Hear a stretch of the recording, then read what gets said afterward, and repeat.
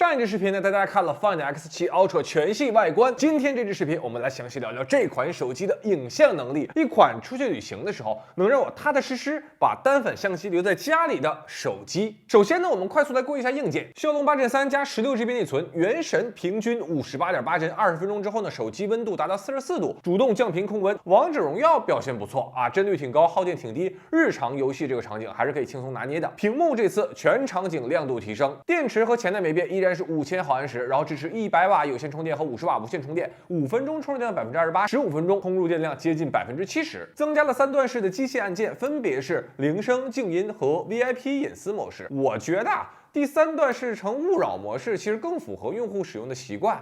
把第3段开放成自定义，这样大家各取所需多好啊！接下来我们来聊聊今天的主题 ，Find X7 Ultra 最大的差异化影像，看看 Ultra 它到底戳在哪儿。这次的影像测试呢，有些许不同啊。熟悉我的观众都知道，我每次呢都是用自己做模特啊，或者是去环球影城拍那个菲欧娜公主。但是这次我拿到手机那几天，恰好是北京超级大寒潮，根本没有办法出去拍样张。这个时候呢 ，OPPO 来电话了，说他们组织了一个活动，说去海口，大家伙一起拍样张。当时我就犹豫了一下，因为我其实不太希望自己的样张和大家拍的照片都是一样的。然后 OPPO 那边补充说，这次大家一起是拍模特小姐姐。我说啊，那我看一下机票。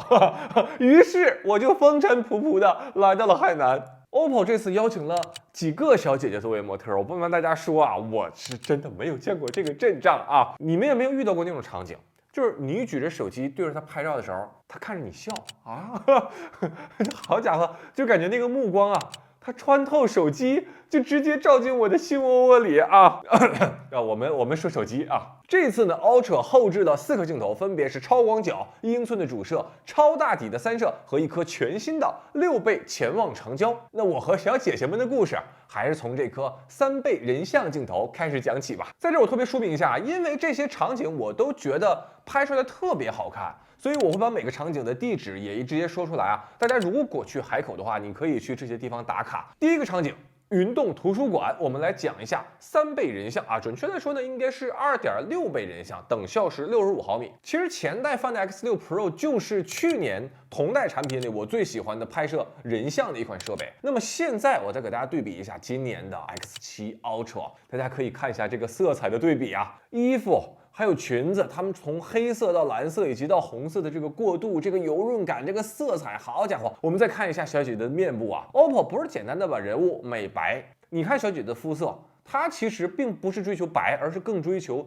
接近真实肤色。我又换了一个角度给大家拍啊，还是挺紧张的啊。大家看这一组，这个衣服的色彩差别，我不用说了吧？大家可以看一下小姐姐的小腿啊，这个小腿，这个是艺术啊，大家不用紧张啊。大家可以看一下这个小腿，它所展现出的阴影和高光的对比，就是这个光影之间把腿部线条完美的展现出来了。就是用 Find X7 Ultra 拍人像，它不会故意的提亮，也不会刻意的让照片很黑，这种光影色彩是贯穿4颗镜头的表现。接下来我来说一下很多女生特别关心的美颜算法，3倍人像其实特别考验人像算法美颜，因为它能将人拉得比较近嘛。大家请看我这张使用3倍人像拍的另一个小姐姐啊，首先大家可以看一下她的皮肤质感啊，没有过度的磨皮，不会过度的锐化，这些皮肤上的细节可以增加皮肤的呼吸感，这个是不是挺不错的？第二点，大家看一下对于痘痘啊，就这同一个小姐姐，大家看这个样张，其实感觉皮肤挺好的，对吧？没有什么痘痘。其实小姐姐恰好在拍摄那2天皮肤状况不是很好。我给大家看一下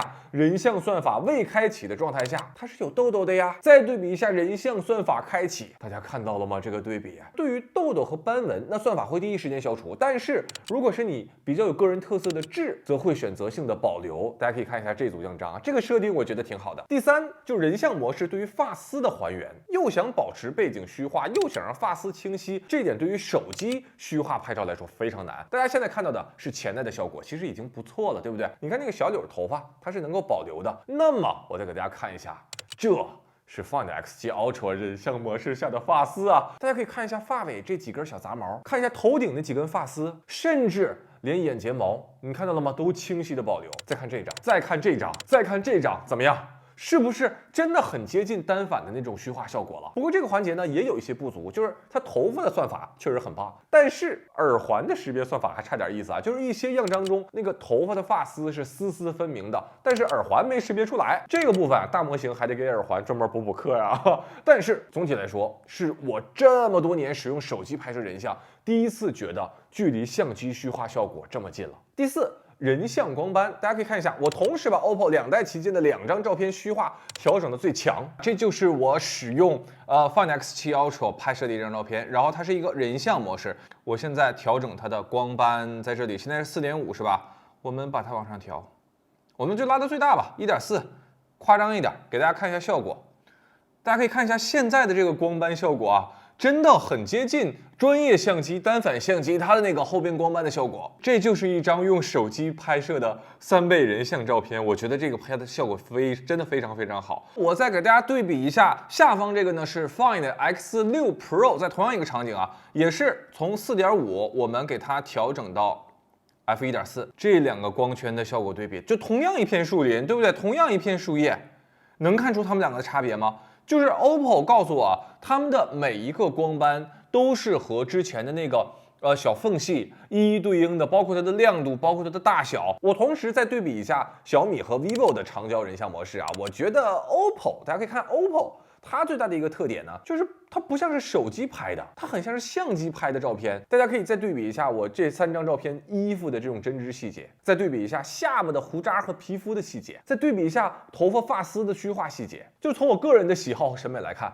Find X7 Ultra 在3倍人像这个场景，把目前所有的产品都击穿了。那3倍人像我们先告一段落啊，接下来我们聊一聊这次全新加入的6倍潜望镜头。我们先说这颗镜头的画质能不能用来拍演唱会呢？最近特别火这个话题，对不对？那对比目前公认10倍以上拍照最清晰的三星，大家可以看一下这一组样张啊。同样，先放大到20倍来拍照，再放大20倍照片下的细节，大家可以看一下。综合来看呢，其实还是三星要更强一些，但是也没有很大的差距。我认为 OPPO 拍演唱会完全够用了啊！也必须要说啊，这颗6倍镜头单说望远的效果，我实际测试和 vivo 的4.3倍以及小米的5倍啊也很接近。但是这颗镜头的价值不只是望远，它还有超远的人像识别能力。大家看这个场景啊，我和小姐姐中间隔着一条河呀。拍这组照片的时候，我突然意识到，这小姐姐从哪儿找出这么一件浑身是刺儿的衣服呢？这专业模特是不一样，你让我买这件衣服，我都不知道去哪儿买啊。这关键词怎么搜啊？刺儿服。再看这个场景啊，大家看我在小姐姐对面这个回廊隔这么老远。当我打开人像模式的时候，因为这颗6倍镜头可以辅助成像，所以哪怕是1倍人像也能够识别到，就是有点费劲啊。2倍就很轻松了。这个场景用2倍拍，我觉得很漂亮啊，就是人物和背景之间的关系。3倍呢就凸显人物了，6倍就是人像特写。所以你看啊，6倍镜头它的价值不只用于6倍拍摄，它在其他焦段的人像成像中也能够辅助。因为这颗6倍镜头的加入，所以 Find X7 Ultra 这次它最远的人像识别距离达到了9米，好家伙！再次强调，今天大家在视频里看到的所有样张都没有额外打光，都没有后期调整，只要你站在同样的位置，只要你拿出同样的手机，就能拍出同样的效果。我当时拍摄出这些照片，我看这些照片的时候，我内心在呐喊啊，妈妈，我成摄影师了。大家看这样一组样张，OPPO 小哥当时跟我说，你可以再往前凑近一点拍。我说不必了，啊，这个以前没拍过，我是真不懂啊。这个离小姐姐近了之后啊，心真是砰砰跳啊。切换到6倍人像，其实就是拉近了心与心的距离。我怼脸一个特写，大家看啊，拍出的是一张很好看的人像照片，这就是6倍镜头的一个优势。以上就是 Find X7 Ultra 6倍镜头的全部体验：超远的人像识别，超近的人像特写，接近10倍光学镜头的望远能力啊。如果画质还能再强悍一点，那真的是绝杀了。最后我们再来说一下这个1英寸的主镜头，依然是一个1英寸传感器。那么变化在哪里呢？我们直接来看直接来看样张。这组样张拍摄于海口骑楼老街琼州往事里，它那个顶楼天台。哇，这个小姐姐笑起来真的是挺甜的啊！我这个首先说色彩方面啊，基本和前代一致。但是当我把样张放大，大家看这个衣服的细节，能看出差别吗？我再放大一点，你可以很明显的看出右边衣服材料是那种偏丝绸质感的很薄的那种衣服。我认真的觉得，如果出去玩一趟，能留下一张这样的照片，这次出去玩就值了。第二个通过主镜头想聊的，其实这个功能不仅限于这颗主镜头啊，是所有人像焦段它们瞬间抓拍的能力提升了。大家可以看一下 Find X6 Pro 它拍摄的这个画面啊，当我按下快门那个瞬间，这小姐姐的动作是这个样子，看到了吗？但是最后生成的仰张是这个样子，也就是说从第一个动作到第二个动作，这中间时间相差了18毫秒。